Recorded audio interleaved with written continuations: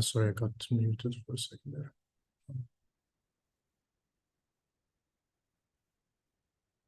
Hello?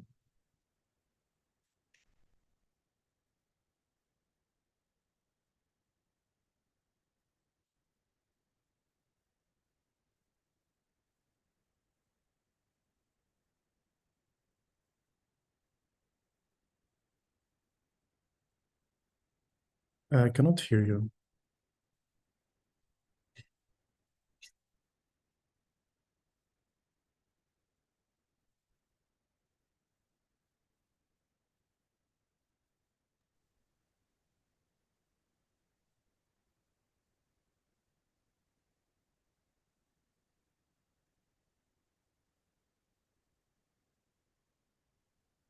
Yeah, I think the problem is from your side. I cannot hear you. Yeah. Should I Now just can get you hear Yeah, me? now I can. Yeah. Okay. So, yeah. Just let me do the introduction. Good evening, everyone. Welcome to another session of the Network Seminar Series hosted by the Center for Network Intelligence at the EC and RBCCPS IIC. It's my pleasure to introduce today's speaker, Dr. Tariq C. Salem, and he'll be speaking on online learning for network resource allocation. Dr. Tariq is currently a postdoctoral research associate at Northeastern University in Boston, Massachusetts. He holds a Master of Science and a PhD in Computer Science, both obtained from University Côte d'Azur in France in 2019 and 2022, respectively.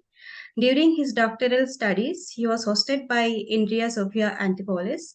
Additionally, he held a visiting researcher position at Delft University of Technology in 2022. His research interests lie at the intersection of machine learning, networking, and modeling with a focus on learning algorithms that satisfy system constraints such as privacy, safety, fairness, memory, and communication. His work has been published in top academic conferences and journals, including the IEEE ACM Town, ACM Topics, ACM Sigmatrix, ITC, and IEEE Infocom. He also received the Best Paper Award at the 33rd International Teletypic Congress in 2021. Before we move on to the talk, we would like to request the audience to subscribe to our Google group for information on future talks. You can also visit our website for more details. I'll be pasting the links on the chat box. Please do check. And finally, we request the online audience to keep your microphones on silent for the duration of the talk, except when asking questions. And for questions, you may raise your hand, unmute yourself, and ask directly, or type them in the chat box. We'll relay your questions. Over to you, Dr. Tariq. Thank you for the introduction. So today I will be giving a talk on online learning for network resource allocation. And first, I don't think I need to spend much time to motivate network resource allocation in this group. So essentially, they're ubiquitous. You'll find them everywhere, from content delivery networks to information-centric networks, cloud computing, edge wireless IoT. And the premise of network resource allocation is to provide faster service to demands generated by users, or to reduce some computation or communication load on the system. With that being said, I would like to talk about some particular instances of network resource allocation. And the first one that I'm going to start with is the classical caching problem. And in caching, caching rises from this scenario. So you think of a scenario where you have a user or a group of users generating requests, as depicted over here, to some files or objects in some remote catalog, and the server retrieves these objects and fetches them and responds to these queries, to the user demand. By doing so, you would incur some retrieval cost over here, and this cost is due to can be split into two costs. The first one is the quality of service cost that is incurred due to some latency or dissatisfaction introduced to the users. And the second one is the network operation cost. And that's a cost, could be a monetary cost associated with the actual operation of the network. Now, one classical way to mitigate some of these costs is to introduce some local server that is close to the users to store some subset of the catalog, because the catalog is so large that you cannot store it in its entirety next to the user. So you have so you can store a subset of it, and by doing so, if you have some files that are stored locally, and the user requests for them, you can just you get a hit and you respond them immediately. Otherwise, for the files that you don't store locally, you re-forward them to the remote server, and then they get fetched. And the premise of doing so is that you're gonna have some cost savings. You've managed to mitigate some of these costs. And to cast this problem in the online, what you're interested in is to cast this in the online learning framework. And the whole decision here is to decide which files to store locally as the demand is coming in online, right? So that gives you an intuition why it would be a nice fit for the online framework. So for the modeling aspect of it, so we assume that you can store arbitrary fractions of files. That's an assumption that we're going to relax later on. So here it's depicted over here. You can decide which fraction to store of which object here in the catalog, right? And these things, these allocations will sum up to K, where K is the cache capacity. And the cache state here is depicted visually. As you can see, if there's an object with low opacity, it means that we are storing a fraction of it. And secondly, we model a request as requests arriving in batches. So users can request multiple files at the same time. And similarly, it's the number of times a certain file is requested from the catalog, and these files will add up to R, and this is the batch size. And we also assume that there is some multiplicity. So a file could be requested multiple times within a batch. And we define what the maximum multiplicity is, and here it's H. And the reason for doing so is that by just defining these two quantities, you can define a notion of diversity of a batch. So if this ratio of R over H you just defined here is close to 1, then the requests are very concentrated. And if you have this ratio to be equal to the tends to the size of the catalog, then you have a completely diverse, uniform batch, right? And anything in between is depicted over here. Then for the actual cost modeling, it's a linear function. So you incur a cost that is proportional to the part of the file that you don't store locally, where X here is the decision variable at time t. And R is the number of times that it's been requested in the current batch, and W is some cost weight that you associate with that file. Okay, and now how about requests, right? How are these batches generated? So we assume kind of a pessimistic setting where to be as realistic as possible is these requests could potentially be drawn from a different probability distribution at every time slot. And when you are in this pessimistic setting where this distribution can be varying arbitrarily, this unpredictable environment can act as an adversary in the worst case scenario. And more in particular, you can think that there is some policy that is selecting some eligible cache configuration over here. And there is some adversary here that looks at this allocation and tries to pick the batch that is most harmful to my performance. And after incurring this cost, I select another configuration, and then the adversary looks at my configuration and tries to pick another cost, and so on and so on and so on. And the whole premise of doing this is that if I look at a measurement period or a time horizon t over here, I want to ask the question that, do I regret my decisions over this time period t? And the way to evaluate this regret is I compare myself to some policy with some hindsight knowledge. And this policy, you can think of it that knows the future in advance and selects what's the best cache state at the beginning of the game, and you want to compare your performance to it. And more formally, you can define the regret of some policy of this decision maker is to be the difference of the cumulative cost that you've incurred compared to this offline optimum that knows the future in advance. And the objective here is to have the regret to be sublinear. And what that means is that the policy will experience no regret on average, right? Because if you take the limit as of this regret on average, it will tend to zero. So if the time horizon is long enough, you will have comparable performance with a policy that knows the future in advance. So that's something great. And now we will kind of turn our attention to some successful class of policies that we can use to tackle this problem. And it is the online mirror descent.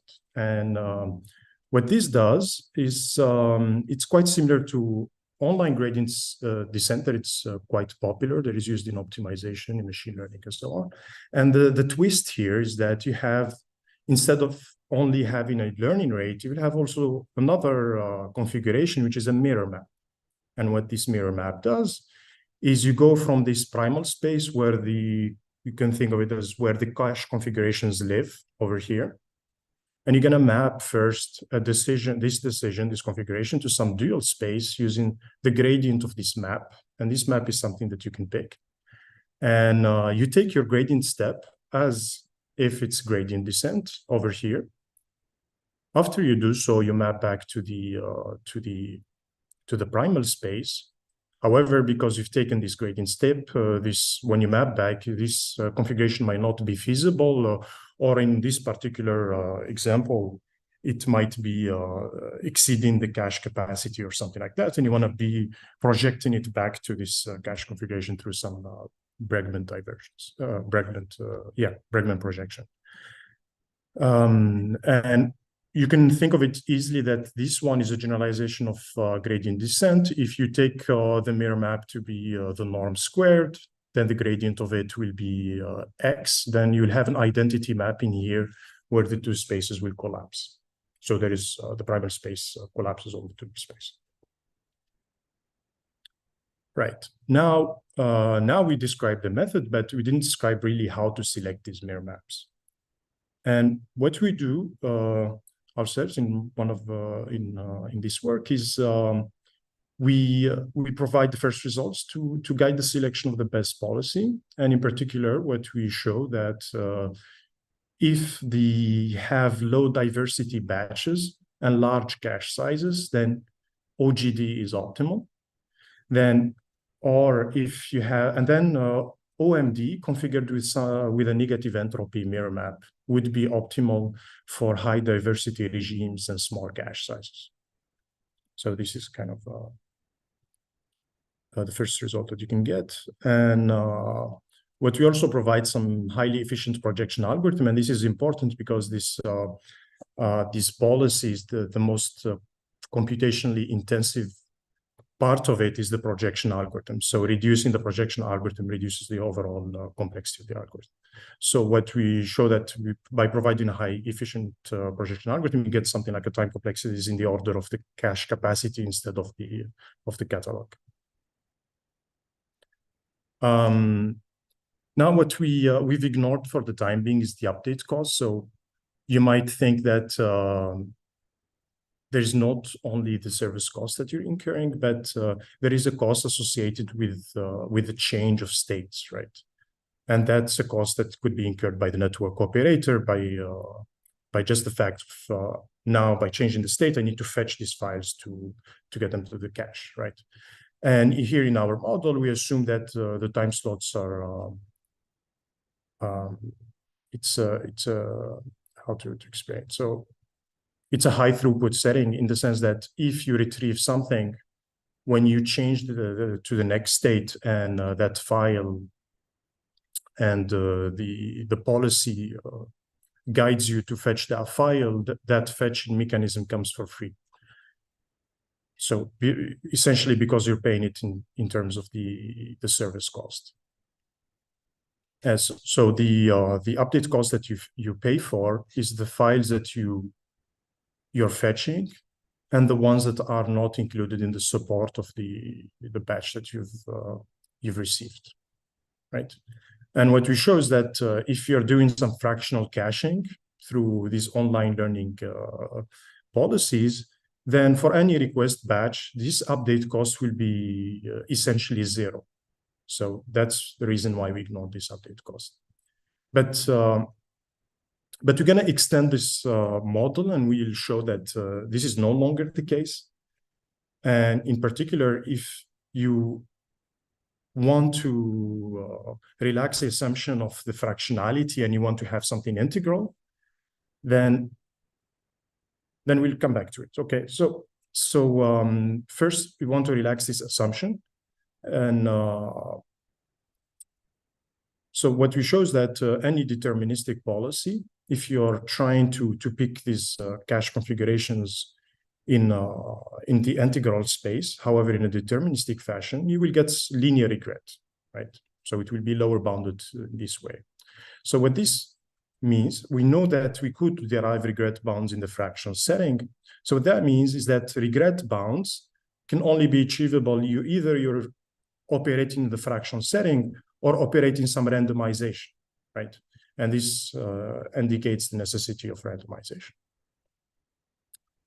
Now, if we're going to restrict ourselves to some particular class of randomized rounding, and we are interested in the ones that when they round over here, okay, they will output some integral state. Here it's a random state. If I take the expected value of it, it will be exactly equal to the fractional state. So it's unbiased through some randomized rounding here. And one thing that you get immediately is that the expected regret will be the same as the regret of the policy over the fractional setting, right? And we can construct such a rounding. And a scheme that has this property is called Meadows sapling. And what you do, you take some fractional allocation here, it's a vector. You try to tuck it into a rectangle. And this rectangle has a width of 1 and the height of the cache capacity over here. And what you do, you sample a random variable. And wherever you cut this rectangle, you get a different integral allocation. If you look at the expected value of these allocations over this randomization Xi over here, it would be exactly identical to the fractional allocation. Okay, now it's like good news. We can preserve guarantees, at least over the service cost, but how about the update cost, right? And so essentially, if you extend the definition of the regret to account for the update cost or the switching cost, you immediately lose the regret guarantee. And why is that? Because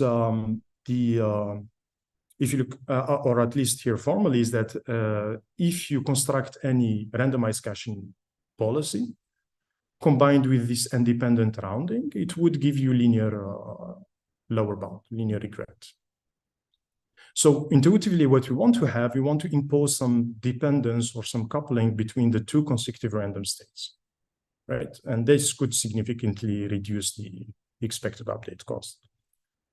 And what this leads, it leads to an optimal transport problem. So I know how to construct distributions over the integral states in such a way in expectation it would be the fractional state that I want. However, when this fractional state changes, I want to find the best coupling between these two random states, right? If I do that, I will obtain an optimal transport problem. And I can show that when this rounding scheme is coupled with some no-regret policy, it will have sublinear regret. So that's good news. However, but this policy will has a tremendously high time complexity, at least in the regime where you're operating, where you want to implement policies for caching and you want them to be scalable. And this time complexity of this scheme will be like cubic in the catalog, and the catalog could be extremely large. So what we further show is that actually one naive way to do is to not sample this random variable at each time slot. What you can do, you just sample it once and fix it. If you do so, you will impose some coupling between the random states, and you can show, even though this coupling is not optimal, however, it's good enough to preserve the extended regret guarantees.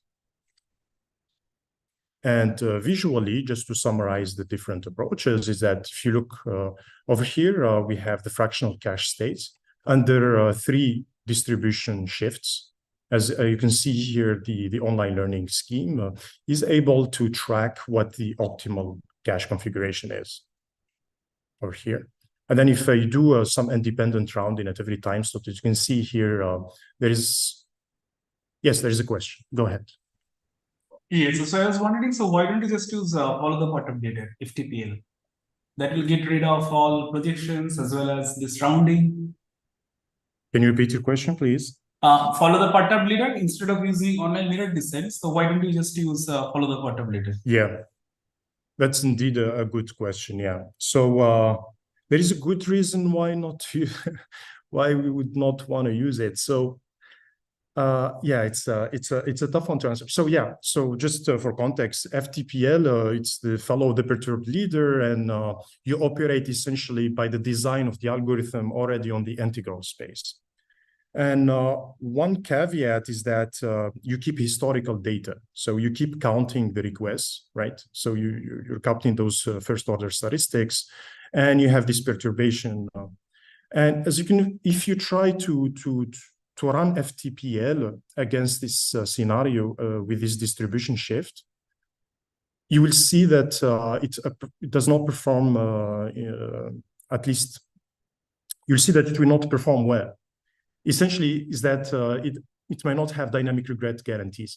Even though here I was describing static regret guarantees, but you will see it will underperform in dynamic regret guarantees. But in terms of static regret, we will have compatible sublinear regret guarantees, right? If we choose my distribution, yeah. I totally agree. Yeah. If you're satisfied with the static regret guarantees, then yeah, FTPL. And it will be definitely more efficient than mirror descent. Not necessarily. There is a sorting involved, right? It will be K log K, and it's yeah, it will be the same time complexity you obtain with the OMD. But there will be no projection, right? Yeah, but we showed that this projection essentially could be very efficient in a way that it yields the same time complexity as FTPL. Thank you. And in some scenarios, if you have a single request setting, it could be slightly more efficient. Even though the projection algorithm seems complicated, but you can make it very efficient. Yeah.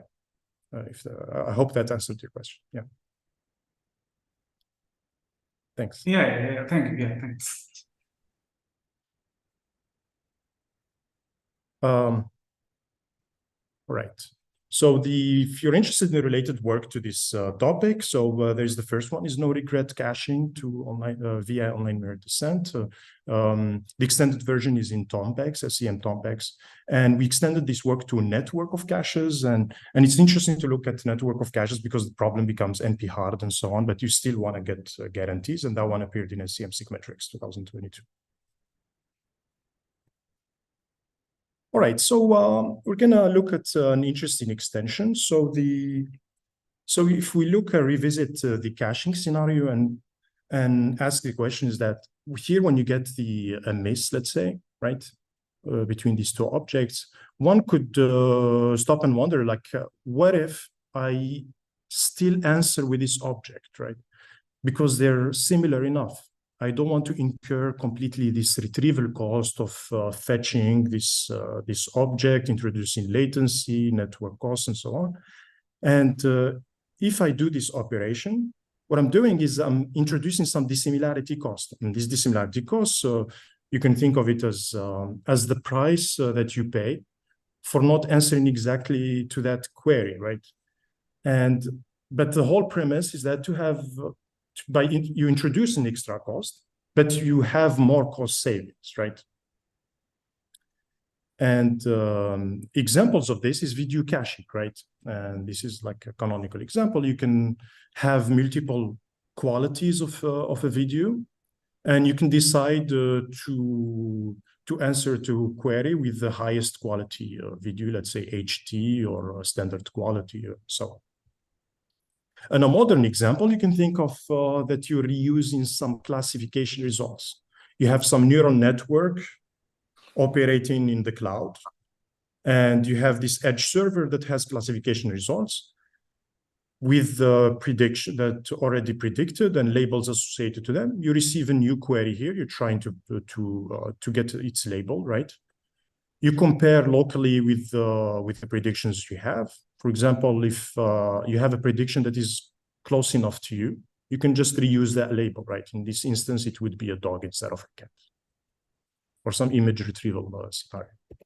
And another example is recommender systems. You can think that instead of going to the remote server and getting perfect recommendations, you can use what you've stored locally in your recommendations. And these are just a couple of references that motivate these applications. Now we're just going to go ahead how one can go about modeling this this problem, right? So you can think of that there is a user that you receive a query from a user here, and there is a dissimilarity cost here in violet with respect to every content that you have in the cache here, potentially you have in the cache. And then if you try to answer with the same object, but from the remote server, you would incur the same cost. You see the similarity cost over here, plus a retrieval cost here. And you can think of them as two planes, right? And the first plane depicts the cache, and the second plane depicts the remote catalog. And what we can do, just a modeling trick, you can augment this catalog, right? If you have items from 1 up to n, you can add here from n+1 up to 2n. And then if the cost that you incur for some request with some, as we just explained, in the catalog would be the dissimilarity cost purely without any retrieval cost. If it's the same content or object, but in the augmented catalog, it would be the same dissimilarity cost plus some retrieval cost. And it will be clear later on why we're doing this trick. All right. So if there is some query that is being received here R, and there is some allocation vector over this augmented catalog, we incur a cost that is, because we want to retrieve k objects to answer this query, you will incur the top k, the first k costs, and the smallest k cost that you have stored locally, if that makes sense. Okay, so there is here the cost, and this pi is some permutation that gives you an ordering of the costs, and you incur the cost if it is stored, and you keep counting the cost until you've satisfied the request, right? And the objective here is to maximize the caching gain, the cost savings, as the cache state changes. And this is given as just you can define the gain to be the cost for an empty cache, and you subtract from it the cost that you've with the allocation that you've introduced, right? And this is pretty much the cost savings that we've been discussing up to now. And what's interesting in this setting is that so the problem is combinatorial. It's not like it's not as straightforward as in the exact caching. So the offline optimum is NP hard. So one way you can mitigate, because we're interested in policies that operate in polynomial time. So you want to discount this offline optimum, your comparator configuration. You want to discount it in a way you bring it back to polynomial space, if that makes sense. So this constant, this discount factor, is the best approximation ratio that you can achieve in polynomial time, right? And you want to define your regret with respect to that one.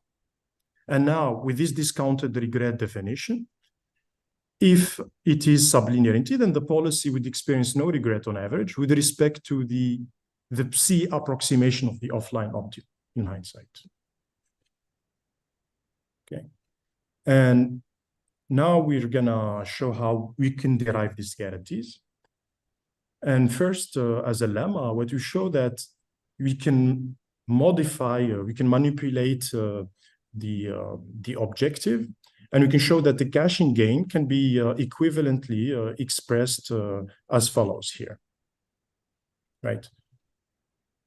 And where these factors are pretty much constants. And what you can do, if we take the physical cache states over here and you relax it, and by relax, you can take the convex hull of it and you obtain some virtual cache states.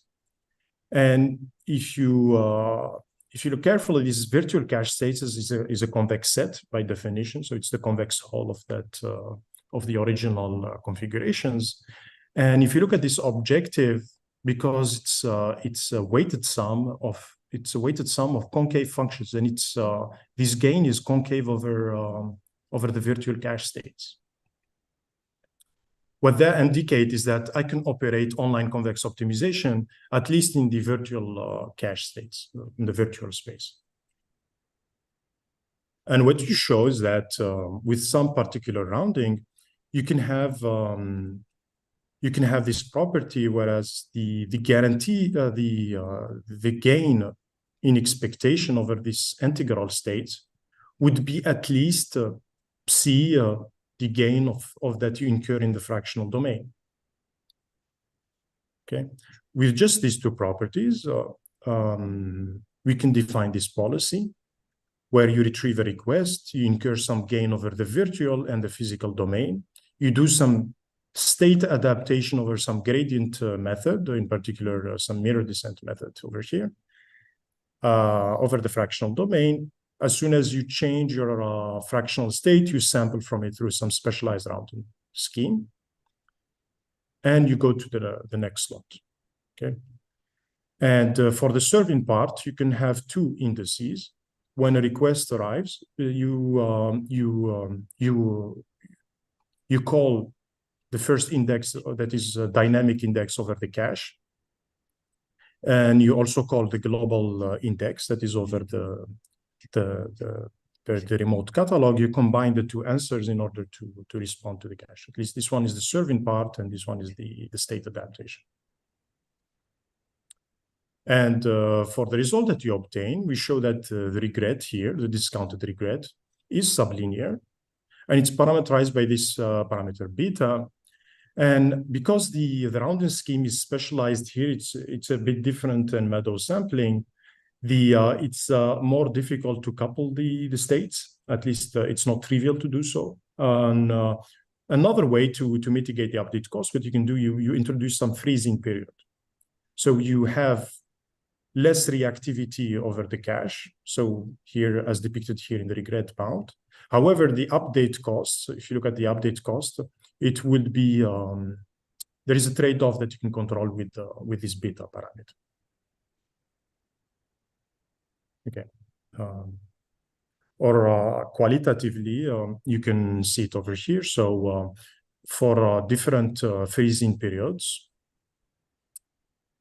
if I augment it, the update cost decreases. However, you see that I can do that by at the price of reactivity in terms of the gain. And here it's the gain that you incur. All right. I think that concludes what we have for similarity caching. And sorry, I missed this one. So one extension that we looked at is that if you have this what we proposed here, it was for finite catalogs, and you can think of that what if you have an infinite catalog? In particular, you can have requests coming in some continuous space, right? And what we show that you can still use some gradient technique, but in a different under a different philosophy in a way. And what you can have is you can have the cache configurations can be adapted in a way to navigate this continuous space to find the appropriate objects to store in the cache. And this one appeared in Infocom and an extended version in Thon. And for the first work, it appeared in ITC and also an extended version in Thon. Yes, go ahead. Yes, the regret is more than square root t, right? So is there a lower bound to that, or the square root t is achieved by some policy? Right. That's a good question again. Yeah. So the lower bound is square root of t. Yeah. So it's here. Okay, so there is a gap. There is a gap if you take a freezing period that is more than that is how it's called. That is not a constant. Right. So essentially, if you ignore completely the update cost, there is no gap. That makes sense. Got it. Thank you. Right. Thanks. Yeah.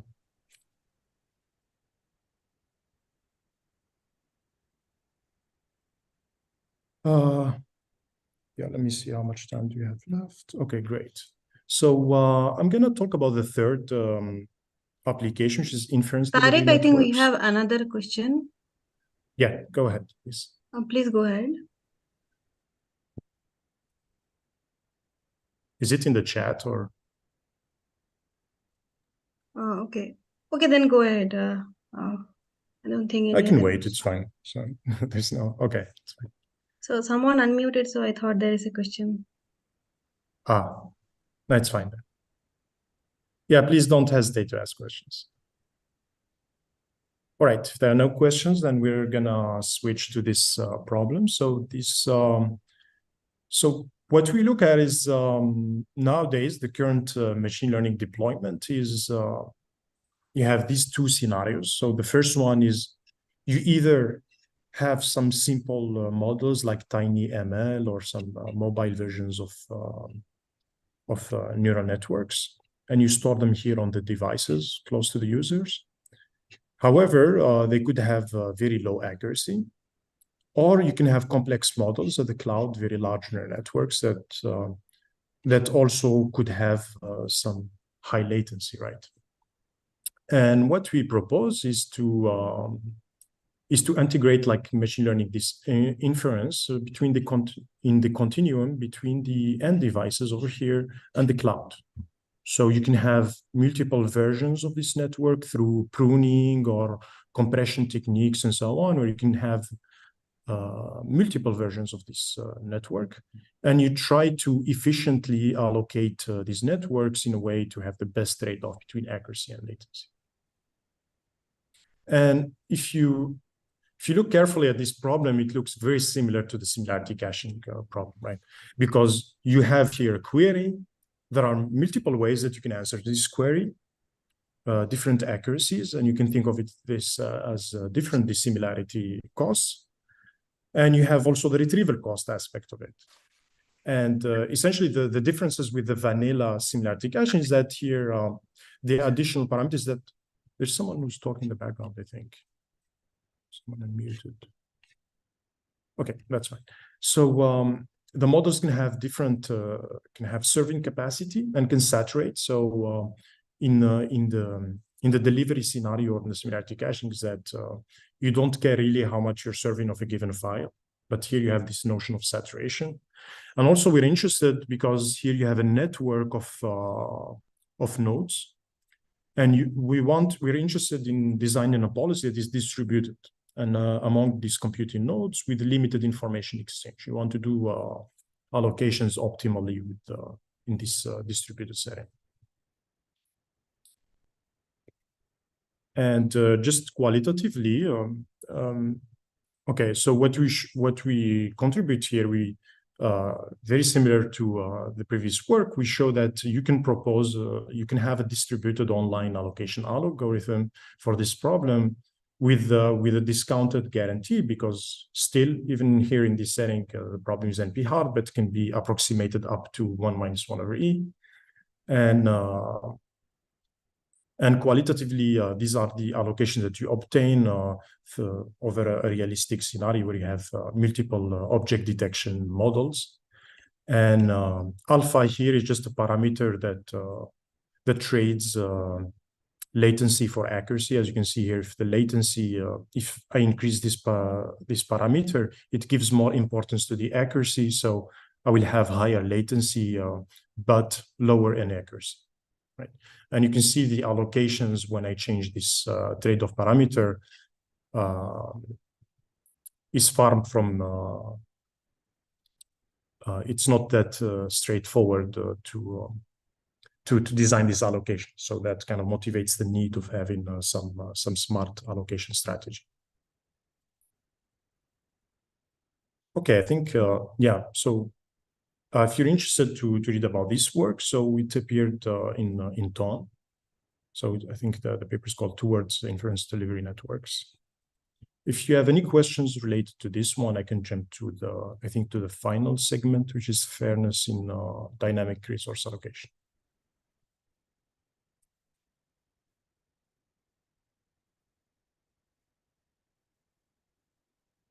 All right. So in this line of, I think this is the last, this is the last segment of this presentation. So what we do is we focus on the fairness dimension for these resource allocation problems. And what we do, we have this model here. So we think that we have multiple agents, and these agents have their own decision set, right? And this is a convex set. And what you hope to do is to have a joint allocation profile that belongs in the Cartesian product of these sets. And each agent will incur some utility, will accrue some utility over here, right? And the utility that you get is vector valued, and you want to map this configuration to some scalar value that tells you whether it's unfair or fair, right? So just to reiterate, you have a set of agents. You're trying to have an allocation profile here, a joint allocation profile. And there is a fairness criterion that maps this specific allocation of resources to fair or unfair decisions. And this fairness criterion that we care about is the alpha fairness. And the alpha fairness is given by this formula, and it's parameterized by alpha, and this alpha is called the inequality aversion parameter. And in particular, so you can have this, the utilitarian principle where alpha is equal to 0, the proportional fairness when alpha is equal to 1. Or if you're thinking of it in a bargaining scenario, then this corresponds to the Nash bargaining solution. And if alpha tends to infinity, goes to infinity, then you'll get the max mean fairness, or in the bargaining scenario, you will get Kallai-Smorodinsky bargaining. And this fairness criterion was widely applied in congestion control in the internet, selection of transmission power, multi-user wireless networks, as well as allocating multi-dimensional resources in cloud computing platforms, right? However, so here yes. Here I refers to each agent. Sorry, can you repeat that? In your formula, you have ui to the power 1 minus alpha, right? So here this I represents the agent, ith agent. Yes, indeed. Oh, yeah. Okay. Thank you for your question. Yeah. So the calligraphic I here is the set of agents, right? Okay. All right. So this alpha criterion was studied in the offline setting. We can more or less say it's well understood. However, considering a static environment is often unrealistic for today's communication computing systems. And in particular, if you look at small cell mobile networks, you have volatility in the traffic, and it's not necessarily static. And if you try to place content files at the edge caches, you can see the request patterns can change, and they're not necessarily stationary. And moreover, the increase in virtualization of these communication and computing systems introduce further volatility, because resources could be competing on the same physical machine, and so on. And moreover, for modern applications like services that are driven by user-generated data, could be even more unpredictable. So we care about now enforcing this fairness in a dynamic resource allocation setting, right? And one first question that comes into mind is how to enforce this fairness, because now you have this time dimension, right? And you have utilities, these vector valued utilities that change over time. One way you can enforce this fairness, here depicted in yellow, you can think of that you're trying to enforce fairness at every time slot, right?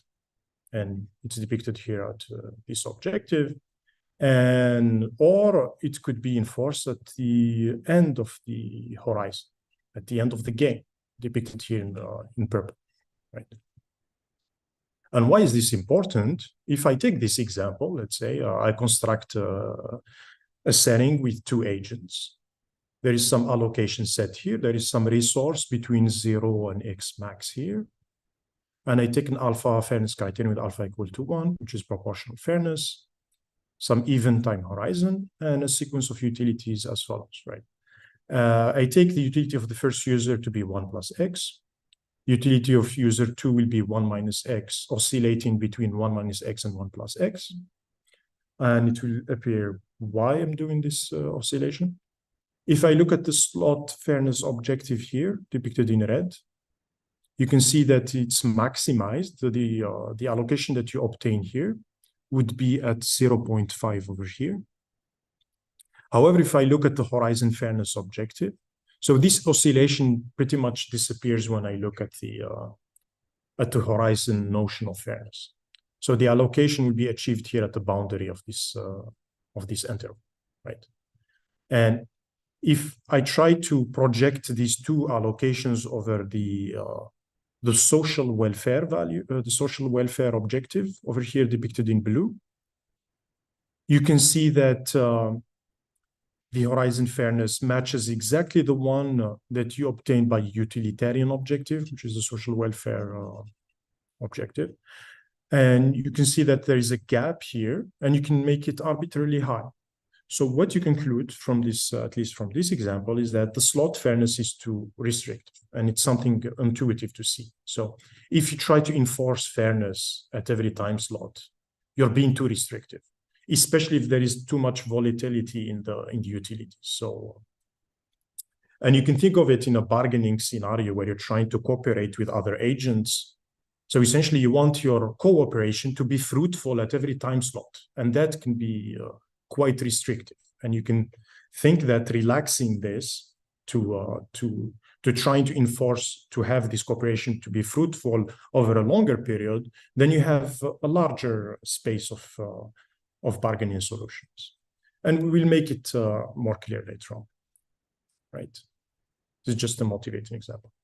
So what we propose in this work is to look at a different notion of regret.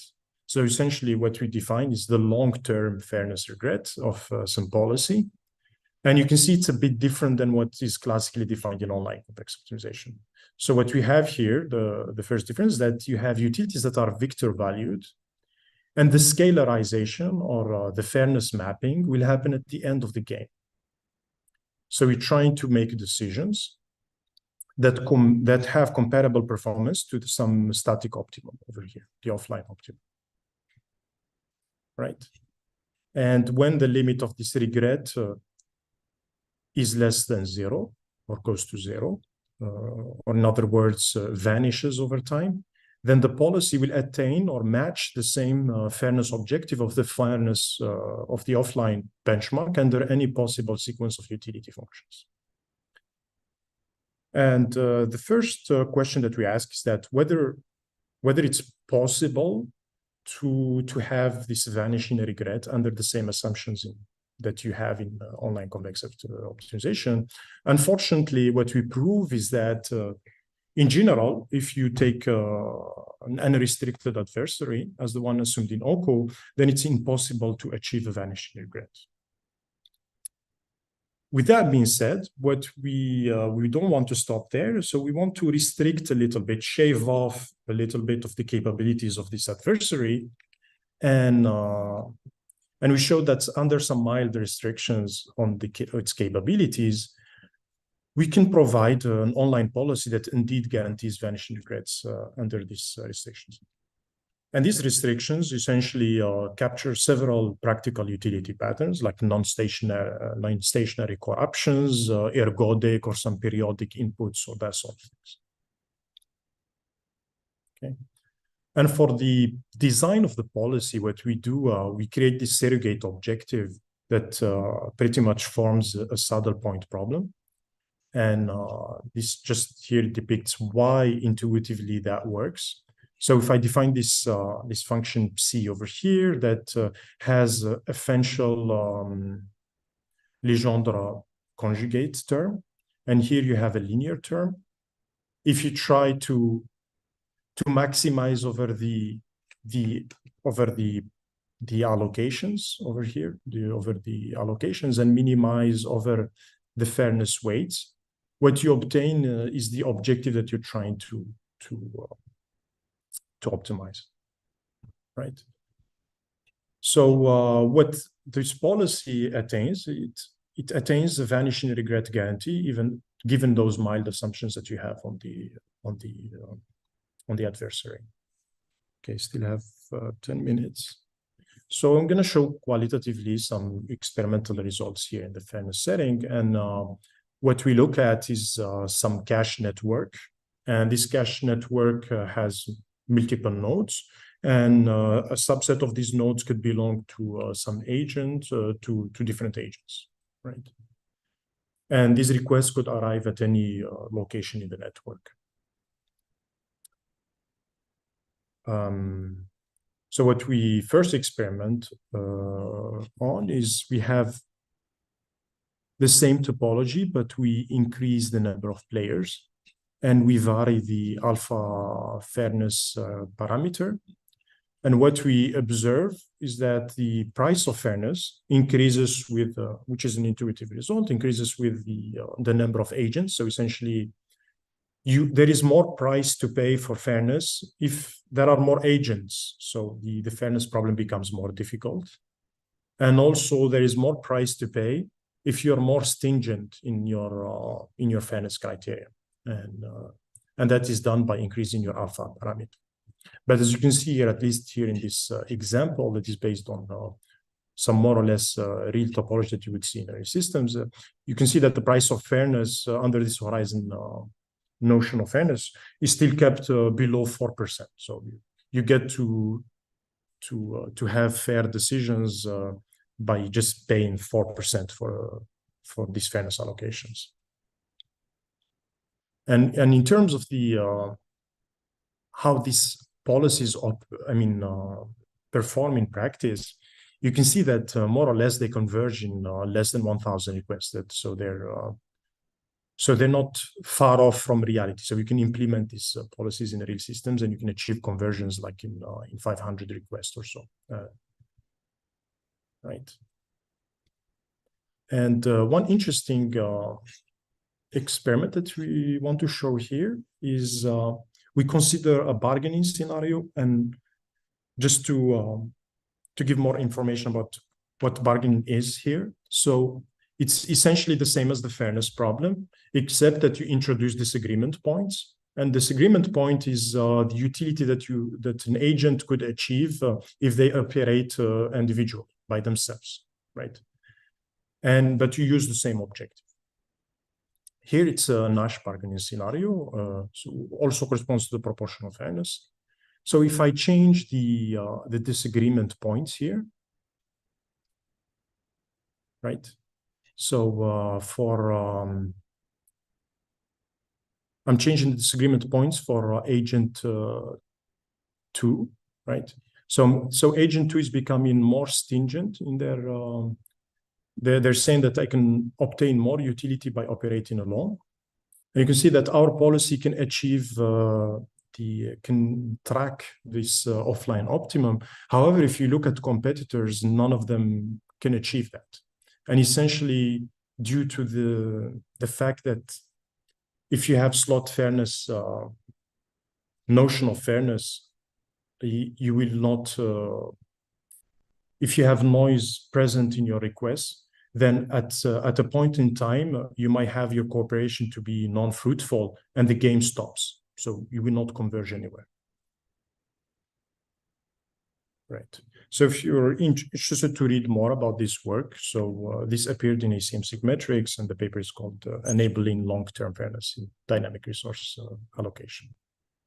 And I think with this, I conclude my talk. And so just to summarize what we've presented here. So what we showed, we demonstrated the versatility of gradient algorithms on inherently combinatorial problems. So in many instances, those problems were NP-hard, but we managed to use these continuous optimization techniques when paired with opportune rounding, randomized rounding schemes. And our extensive experimental findings support the thesis that these algorithms are robust, can adapt to changing external systems parameters. And the last one, we proposed a novel long-term online fairness framework for settings where the agent utilities are subject to some time-varying perturbations that could be adversarial. And I think some potential future work that could be interesting to look at is to try to investigate some dimensionality reduction techniques to diminish the operational complexity of these online learning techniques, online learning algorithms, because in many instances, you will need to keep track of some state that covers the whole catalog, let's say. So it would be interesting to answer whether I can track a subset of the catalog by sacrificing a little bit regret guarantees. And the second point is to we describe these two different goals in fairness. So the horizon fairness and slot fairness, it would be interesting to investigate a bridge between them. So you can have something like a windowed notion of fairness. And the third one is to be interesting to look at coalitions and also applying this framework in some modern applications like federated learning, where potentially even the disagreement point are being learned at the same time. And the final one is to how these extend, for example, to bandit setting and so on and so on. So thank you a lot for your attention. Go ahead, Abhishek. Yeah, so regarding the last part, that's the fairness part. So you restricted the inputs, right? I mean, the request sequence. So it only works. So you get a sublinear decred only for some restricted set of input sequences. So is it possible to get, let's say, approximate sublinear decred guarantee? So with some constant factor that you obtained before for the Gaussian case for unrestricted inputs? That's a very great question, actually. Yeah. So there is a different line of work by a different person also called Abhishek. I'm not sure if you're the same person, but I think there is a different work who investigated this methodology. So what they took a different philosophy. What they did, okay, I want to still have performance guarantees against this unrestricted adversary, but I'm going to discount the regret. So there is a work of that nature out there. But however, what I found that they still impose the utilities to be non-negative. So that's important. I'm not sure if that answers your question. So okay, let me try to be more clear. So here, for example, if I take the proportion fairness here, you have a logarithm, right? Right. And in this different work, I think it's still interesting. I advise to check it out. So they do exactly what you proposed, but for example, here the utilities cannot be negative. And for example, in our framework, it can be negative. So, and that's important. For example, if you have a bargaining scenario, here the utility will be subtracted with some disagreement point. You can allow the disagreement point to be violated at a given point in time. And I think that's it could be a fruitful direction to go about it, but it would be nice also to investigate how to relax that assumption, because I think it's of practical significance. Right. Thank you again for your question. I'm not sure if I answered everything, but yeah. Yeah, sure. Thanks, Tariq, for an interesting talk. So based on the time, we can take one or two questions.